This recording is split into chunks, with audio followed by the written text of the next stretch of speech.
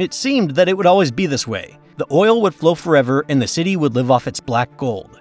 But by the 1950s, it became clear that the era was gradually coming to an end. The wells that had once gushed like fountains began to quiet down. The flow rate was falling. The pressure in the strata decreased. Production became increasingly expensive and unpredictable. A simple shovel and eucalyptus log no longer worked. It was necessary to drill deeper, more precisely, and that required huge investments. It became unprofitable to maintain the old wells, and the city was growing around. Los Angeles was changing. Fields were built up, roads and highways were constructed, dream neighborhoods were developed, land was becoming more expensive every day.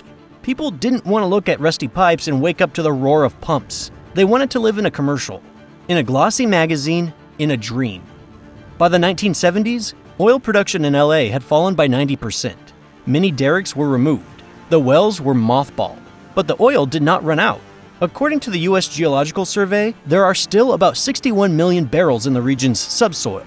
That is, there is oil, but it is difficult and expensive to get to it, especially if there's a school, a residential neighborhood, or a mall above it. The figure of 61 million barrels seems significant, but only if one does not know the whole story. And here it is. Over the entire period, almost 9 billion barrels of oil have been extracted in the Los Angeles basin. That's a huge amount. Imagine that each barrel is a metal tank about 35 inches high.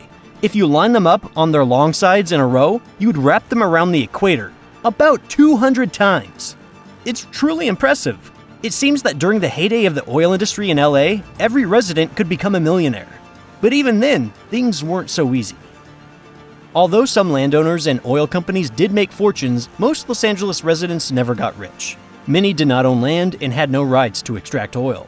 And many simply did not manage to take advantage of the moment. In addition, oil wells are not infinite. Most of them were rapidly depleted.